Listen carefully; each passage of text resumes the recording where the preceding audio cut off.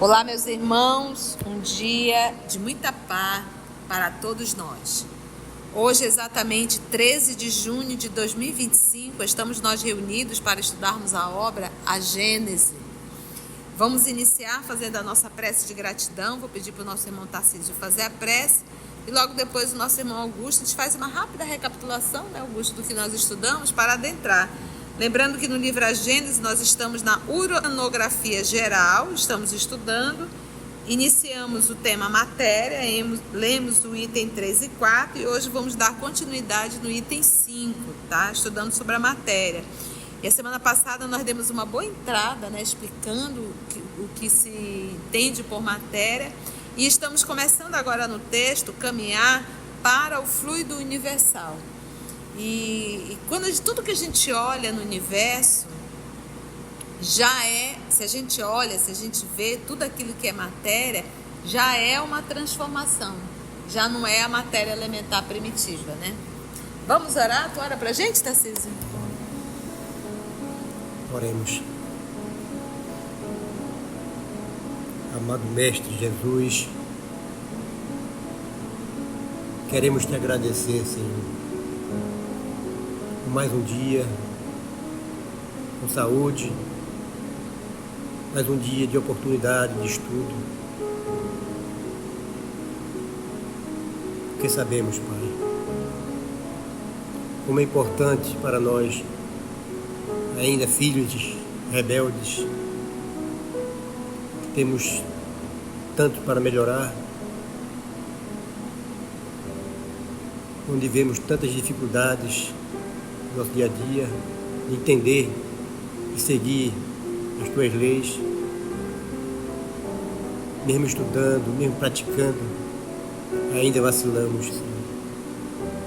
Dai-nos a força necessária para suportarmos, resistirmos às tentações, às influências, para que possamos a cada dia dar um passo em tua direção. Agradecemos, Senhor, aos irmãos que aqui se encontram, encarnados e desencarnados, responsáveis por esses estudos, que tanto apoio nos dá, e assim só temos a agradecer por mais essa oportunidade de estudo, que possamos a cada dia sentir mais a tua presença, Senhor. Fica conosco hoje e sempre, que assim seja. Obrigada, Tarcísio. E aí, Augusto, conta pra gente. Semana passada a gente começou a matéria, já falamos demos uma bela de uma introdução sobre matéria, né? E hoje a gente vai concluir sobre a matéria e Kardec nos traz no item 3, né, sobre matéria, os ensinamentos de Galileu, onde ele diz que podemos estabelecer como princípio absoluto que todas as substâncias conhecidas e desconhecidas, por mais desiguais que pareçam, quer do ponto de vista da sua constituição íntima, quer sob o aspecto de suas ações recíprocas, não são de fato senão modos diversos sob os quais a matéria se apresenta. E no item 4 ele vem falando sobre a química, onde ele diz que a química mostrou que os elementos terrestres não passam de combinação de diversas substâncias variadas ao infinito, que o ar e a água são igualmente decomponíveis e produtos de certo número de equivalente de gás, que o fogo, longe de ser também um elemento principal, é apenas um estado da matéria resultante do movimento universal a que se acha submetida e de uma combustão sensível latente. Então ele já nos trouxe para a gente ter essa base dessa matéria, que é a matéria cósmica, né? E hoje a gente vai dar continuidade. Legal. No item 5. Vamos lá. Item 5. Mas onde param as apreciações do homem, mesmo auxiliado pelos mais impressionantes sentidos artificiais, prossegue a obra da natureza. Onde o vulgo toma a aparência como realidade, onde o prático levanta o véu e distingue o começo das coisas, o olhar daquele que pode captar o modo de agir da natureza apenas vê nos materiais constitutivos do mundo a matéria cósmica primitiva, diversificada em certas regiões na época do seu aparecimento, repartida em corpos solidários entre si, enquanto tem vida, e que um dia se desmembram por efeito da decomposição no receptáculo da extensão. Porque tudo que é matéria, tudo que é junção de fluido, ele tem começo, meio e fim. E a gente diz fim daquela transformação, porque ela volta, essa matéria, ela se decompõe, ela se transforma novamente, ela não volta a ser mais uma matéria elementar primitiva, né? Ela é uma transformação e ela vai já começar a recompor outras matérias, né? Então, o que é uma poeira cósmica, né? Quando explode um planeta, explode uma estrela, vira uma poeira, que a gente chama de poeira. E essa poeira, ela vai compor outros planetas. Então, eu acho interessante o processo de... nada se perde no universo. Deus não faz nada para se perder. Por exemplo, se nós pensarmos na nossa água, né? A água que tem no planeta, ela está aqui desde quando esse planeta...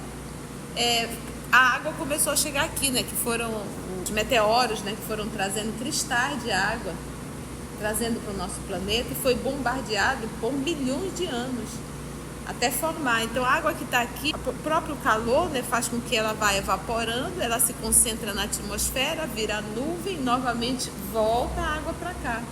Quando cai a água é interessante porque no solo, o próprio solo faz todo um trabalho de filtragem, né? Então essa água que está aqui, ela está aqui há bilhões de anos, né? Não tem... É o ciclo, né? É o ciclo, né? É o ciclo. Então você vê o processo de reaproveitamento. E no universo não é diferente, né? Então, é a matéria elementar primitiva? Não. Se eu estou vendo, se é uma matéria, aquilo que a gente chama de matéria, ela é proveniente, é uma manipulação da matéria elementar primitiva. Bora lá mais um pouquinho para finalizar esse item. Item 6. Há questões que nós mesmos, espíritos amantes da ciência, não podemos aprofundar e sobre as quais não poderemos emitir senão opiniões pessoais, mais ou menos hipotéticas. Você está vendo? Então, o próprio Galileu Galilei, na condição de espírito, ele está dizendo assim, nós sabemos de tudo? O que ele está dizendo? Né? Que mesmo eles, olha, nós estamos falando de um espírito, né? Um conhecimento deles, mesmo nós temos limitações. Por quê? Porque para se saber de tudo é um Cristo, né? É um Cristo. Por isso é que o Cristo, ele é como nosso Senhor Jesus mesmo se apresentou. Eu sou a imagem e a semelhança de Deus, né? Por isso é que ele disse assim, o João Evangelista disse, mas nós podemos ver Deus? Ele disse, mas tu estás me olhando e não está vendo Deus? Daí essa confusão de achar que Jesus é Deus, né? Mas ele reflete Deus. Então, esses espíritos críticos, eles já estão na capacidade de entender, de compreender isso aqui. Não o Galileu. E ele é muito humilde de dizer que tem coisas que eles fazem, como ele diz aqui, um processo hipotético, né? Mas não que seja realmente assim. Sobre tais questões, eu me calarei, ou justificarei a minha maneira de ver. É interessante, eu vou te deixar bem claro, olha, ou eu fico calado, não vou responder, ou eu vou dizer, olha, essa é a minha maneira de ver, né? Não estou dizendo que está certa. A questão com que nos ocupamos, porém, não pertence a esse número. Há aqueles, portanto, que fossem tentados a enxergar nas minhas palavras unicamente uma teoria ousada, direi: abarcai, se for possível, com olhar investigador, a multiplicidade das operações da natureza e reconhecereis que, se não se admitir a unidade da matéria, será impossível explicar. Já não direi somente os sóis e as esferas, mas, sem ir tão longe, a germinação de uma semente na terra ou a produção de um inseto. Abarcar, se for possível, com olhar investigador, a multiplicidade das operações da natureza, e a gente vai reconhecer o quê? Se não se admitir a unidade da matéria, será impossível explicar. Então, se a gente não admitir a unidade da matéria, como é que a gente vai explicar a diversidade? Não tem como, né, gente? Bora lá. Item 7. Se observa tão grande diversidade na matéria, é porque, sendo em número ilimitado as forças que presidiram as suas transformações e as condições em que estas se produziram, também as várias combinações da matéria não podiam deixar de ser ilimitadas. Então, se a gente pega ali a tabela periódica, quantas combinações se faz dali? De forma ilimitada, né? Quantas combinações se faz dali? E existe uma força que atua sobre cada combinação. Se juntar isso com aquilo, o resultado é esse, não tem como ser um outro resultado. É uma força por isso é que ele diz aqui, ele fala assim, ó, se observa tão grande diversidade na matéria, porque sendo em número, que é um número que é limitado, ilimitado, aí ele diz, as forças que presidiram as suas transformações e as condições em que estas se produziram, também as várias combinações da matéria não podiam ser ilimitadas, porque é uma força. Por exemplo, se a gente juntar, vamos pegar uma molécula mais simples que a gente conhece, né? O H2O, essa molécula, né? H2O, 2 de hidrogênio e 1 oxigênio, vai dar sempre o quê? Água.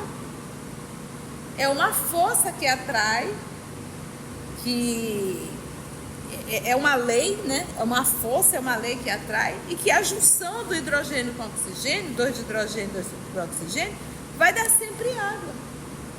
Existe uma lei que preside tudo isso, né? Logo, quer a substância que se considere pertença aos fluidos propriamente ditos, isto é, aos corpos imponderáveis, quer revista os caracteres e as propriedades ordinárias da matéria, não há em todo o universo senão uma única substância primitiva, o cosmo, ou matéria cósmica dos astrônomos. Então aqui ele diz assim, olha só, logo, quer que a substância que se considere pertença aos fluidos propriamente ditos, né, esse fluido primitivo, isto é, aos corpos que são imponderáveis. O que é aquilo imponderável? Não se pode o quê? Não se pode pesar, não se pode medir, né? Imponderáveis. Quer revista os caracteres e as propriedades ordinárias, ou seja, as propriedades comuns da matéria, não existe em todo o universo senão uma única substância primitiva, que ele vai chamar de o cosmo, e que os astrônomos chamam de matéria cósmica, que é essa matéria primitiva. Tudo que é matéria deriva disso, só que existe uma força específica para a elaboração, a construção de cada elemento. Atração, né? Uma atração que preside, está na lei. Por isso é que ele diz, nem tudo a gente dá conta de explicar. Então, meus amigos, vamos dar entrada, finalizamos o item 7, vamos dar entrada nas leis e as forças. Vamos lá, Augusto? As leis e as forças. Item 8. Se um desses seres desconhecidos que consomem a sua existência efêmera no fundo das regiões tenebrosas do oceano, se um desses poligástricos, poligastro são os seres que têm vários estômagos, umas dessas nereidas, que são animais do mar, né? Do mar, isso. Miseráveis animálculos, que são animais pequenos, bem pequeninos, que da natureza só conhecem os peixes ictiófagos, que são peixes que se alimentam de outros peixes, e as florestas submarinas. Recebesse de repente o dom da inteligência, a faculdade de estudar o seu mundo e de basear suas apreciações no raciocínio conjetural extensivo à universalidade das coisas. Esse conjetural aí seria como se fosse um raciocínio hipotético. Imagina esses animais com um raciocínio hipotético, né? Isso.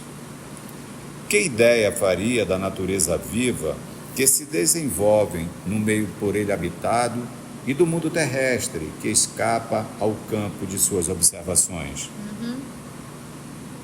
Se, agora, por efeito maravilhoso do poder da sua nova faculdade, esse mesmo ser chegasse a elevar-se acima das suas trevas eternas, a galgar a superfície do mar, não distante das margens opulentas de uma ilha de esplêndida vegetação, banhada pelo sol fecundante, dispensador de calor benéfico, que juízo faria ele das suas antecipadas teorias sobre a criação universal?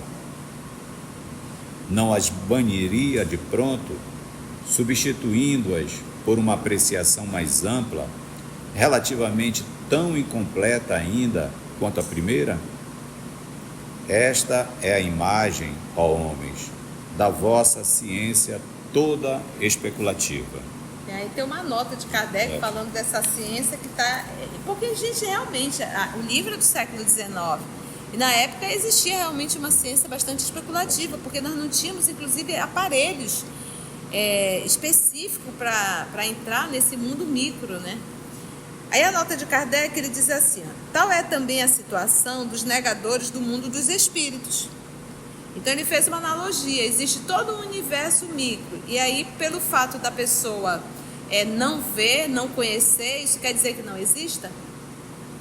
Entende?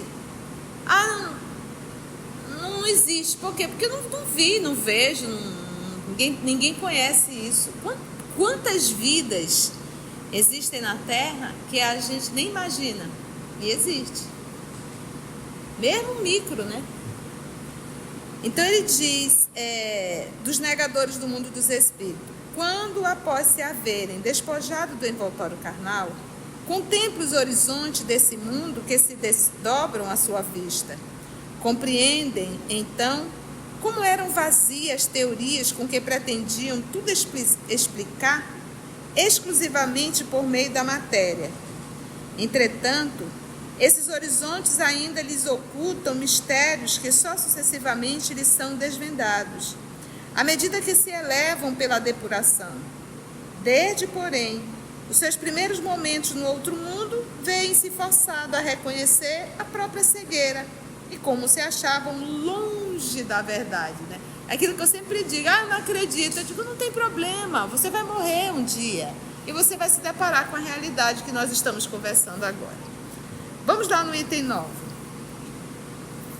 Item 9.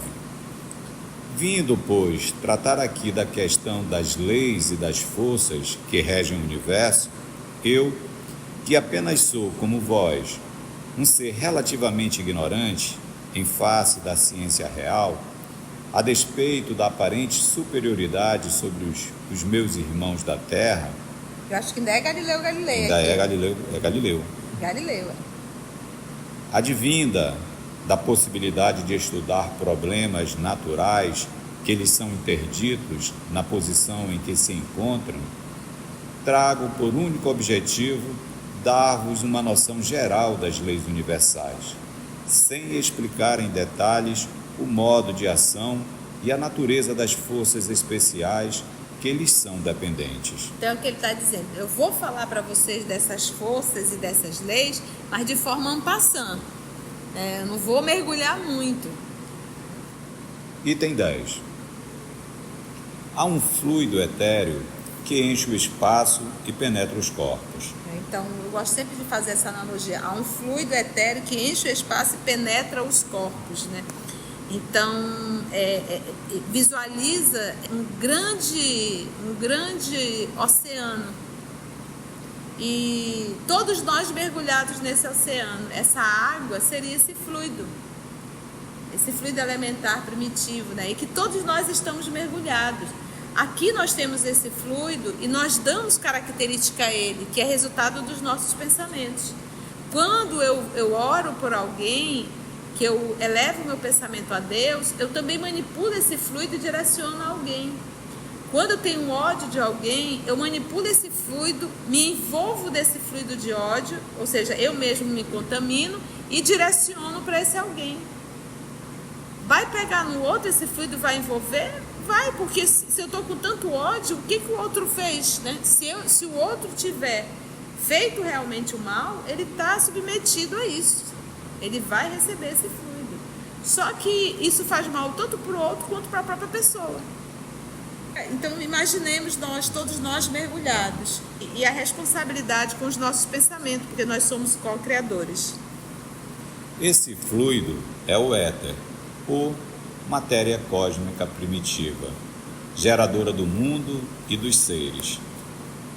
São inerentes ao éter as forças que presidiram as metamorfoses da matéria, as leis imutáveis e necessárias que regem o mundo. Só para a gente voltar um pouquinho, se a gente pegar o que significa éter na física, você tem também aí? Não? É um meio hipotético que se supunha encher tudo, né, todo o espaço, e no qual se transmitiriam as ondas eletromagnéticas, tá? É a ideia da física, o que ele chama de éter. Não pensa nesse éter que tu tem dentro tinha no hospital, né? Item 10. Há um fluido etéreo que enche o espaço e penetra os corpos. Esse fluido é o éter, ou matéria cósmica primitiva, geradora do mundo e dos seres. São inerentes ao éter as forças que presidiram as metamorfoses da matéria, as leis imutáveis e necessárias que regem o mundo. Essas formas múltiplas, indefinidamente variadas segundo as combinações da matéria, localizadas segundo as massas, diversificadas em seus modos de ação, de acordo com as circunstâncias e os meios, são conhecidas na Terra sob os nomes de gravidade, coesão, afinidade, atração, magnetismo, eletricidade ativa. Os movimentos vibratórios do agente são conhecidos sob os nomes de som, calor, luz e etc. Então, porque a gravidade ela tem a mesma ação da coesão? Não. A mesma ação da afinidade? Não. Então, quando a gente fala em afinidade, a gente também está falando de um fluido, a gente também está falando de matéria. O que a gente diz? Porque o que a gente tem que entender, essa afinidade que ele fala, é de combinação fluídica. Por exemplo, se a gente pega o Chico Xavier, que é um grande exemplo de médium, grande médium, ele tem uma capacidade de combinação fluídica com vários tipos de espíritos, inclusive espírito sofredor, mesmo o Chico sendo um espírito nobre, que é para justamente poder atender esses espíritos sofredores. Entende? Então ele deu exemplos aí dessas formas múltiplas. Aí ele vai falar de novas formas múltiplas. O movimento vibratório do agente são conhecidos sob o nome de som. O som é matéria? É. Vocês estão ouvindo aqui a minha voz? E isso é o quê? Vibração. Logo é uma também matéria. Calor. E aí, a luz. Luz também é matéria. São transformações desse fluido. E aí ele coloca etc. Em outros mundos, elas se apresentam sobre outros aspectos, revelam outros caracteres desconhecidos na Terra e na imensa amplidão dos céus.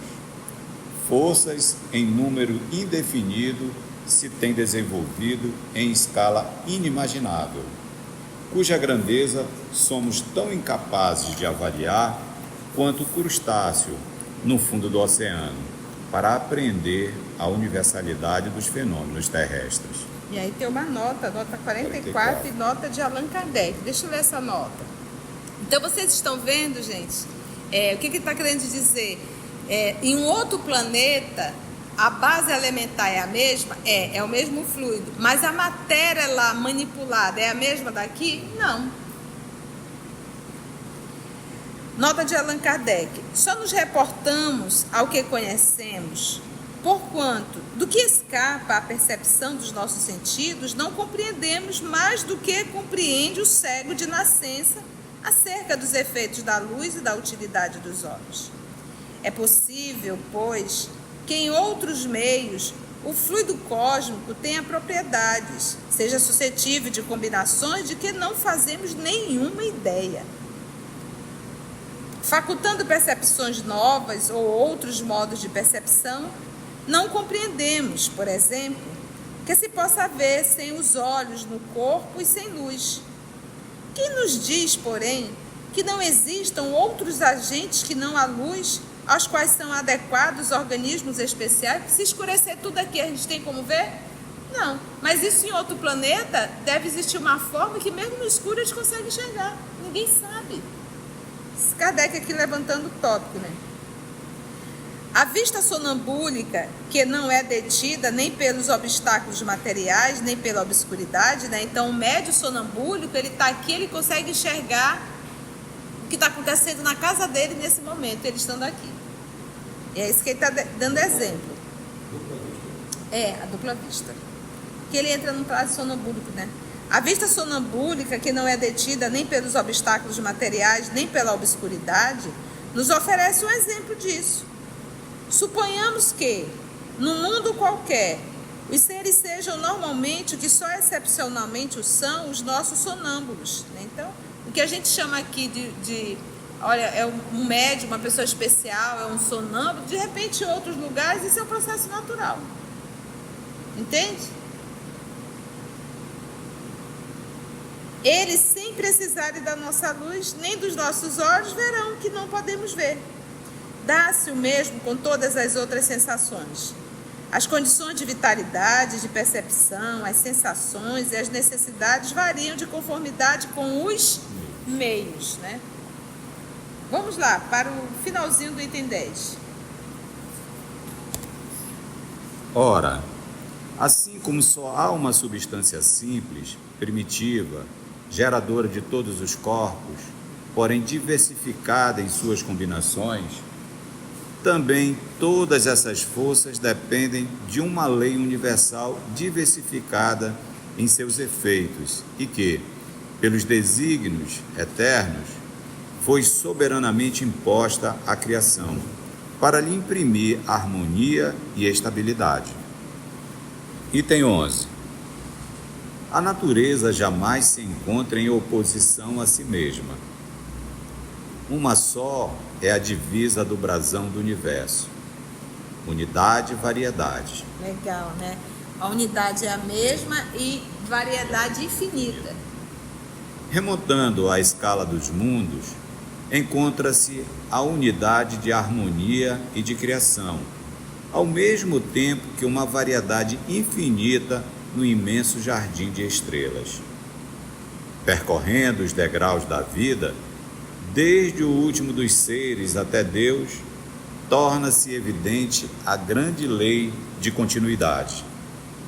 Considerando as forças em si mesmas, pode-se formar com elas uma série, cuja resultante, confundindo-se com a geratriz, é a lei universal. Não podeis apreciar esta lei em toda a sua amplitude, por serem restritas e limitadas as forças que a representam no campo das vossas observações. Entretanto, a gravitação e a eletricidade podem ser consideradas como uma larga aplicação da lei primordial que impera para lá dos céus. Todas essas forças são eternas. Explicaremos este termo. E universais como a criação. Sendo inerentes ao fluido cósmico, elas atuam necessariamente em tudo e em toda parte, modificando suas ações pela simultaneidade ou pela sucessão, predominando aqui, apagando-se ali, pujantes e ativas em certos pontos, latentes ou ocultas em outros, mas afinal, preparando, dirigindo, conservando e destruindo os mundos em seus diversos períodos de vida, governando os maravilhosos trabalhos da natureza, onde quer que eles se executem, assegurando para sempre o eterno esplendor da criação. Então, as forças, elas são eternas. E o que ele coloca como força? Gravidade, coesão, afinidade, atração, magnetismo, eletricidade ativa, né? Movimentos vibratórios do agente são conhecidos como som, calor, luz e etc. Então, essas aí é que ele chama de forças, né? E elas são o quê? Forças eternas. E eternas a gente pensa, não sei aí da tradução, mas quando se fala eterno, não teve começo e não terá fim.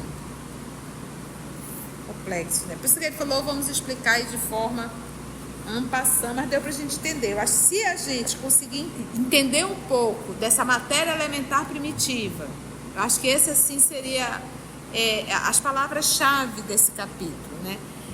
A matéria elementar primitiva, e que tudo que a gente consegue, tudo que é matéria, mesmo o outro planeta, mesmo a poeira, a galáxia, tudo isso é uma transformação da matéria elementar primitiva.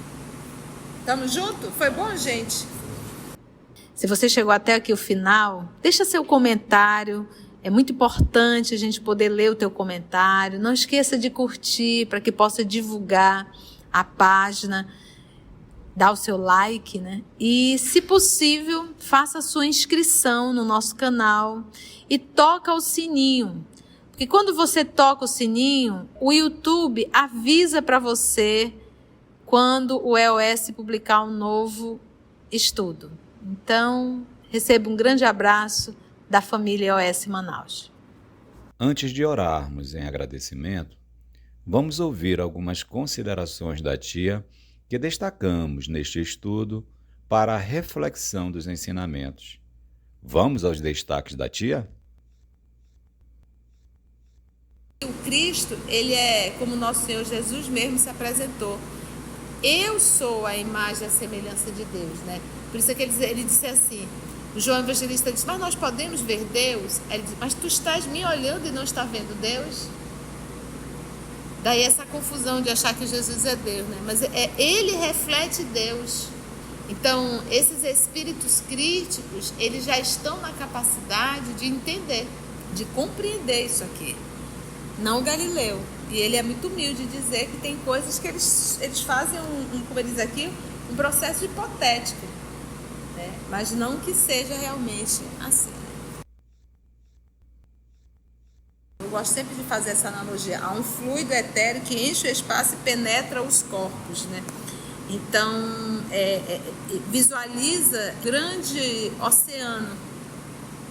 E todos nós mergulhados nesse oceano. Essa água seria esse fluido elementar primitivo, né? E que todos nós estamos mergulhados. Aqui nós temos esse fluido e nós damos característica a ele, que é resultado dos nossos pensamentos. Quando eu oro por alguém, que eu elevo meu pensamento a Deus, eu também manipulo esse fluido e direciono a alguém. Quando eu tenho ódio de alguém, eu manipulo esse fluido, me envolvo desse fluido de ódio, ou seja, eu mesmo me contamino e direciono para esse alguém. Vai pegar no outro esse fluido, vai envolver? Vai, porque se eu estou com tanto ódio, o que o outro fez, né? Se o outro tiver feito realmente o mal, ele está submetido a isso. Ele vai receber esse fluido. Só que isso faz mal tanto para o outro quanto para a própria pessoa. Então imaginemos todos nós mergulhados. E a responsabilidade com os nossos pensamentos, porque nós somos co-criadores. Para que haja uma comunicação psicofônica, é necessário que haja uma combinação fluídica, que não tem absolutamente nada a ver com empatia. Por exemplo, se a gente pega o Chico Xavier, que é um grande exemplo de médium, grande médium, ele tem uma capacidade de combinação fluídica com vários tipos de espíritos, inclusive espírito sofredor, mesmo o Chico sendo um espírito nobre, que é para justamente poder atender esses espíritos sofredores. Se a gente conseguir entender um pouco dessa matéria elementar primitiva, eu acho que esse assim seria as palavras-chave desse capítulo, né? A matéria elementar primitiva, e que tudo que a gente consegue, tudo que é matéria, mesmo o outro planeta, mesmo a poeira, a galáxia, tudo isso é uma transformação da matéria elementar primitiva.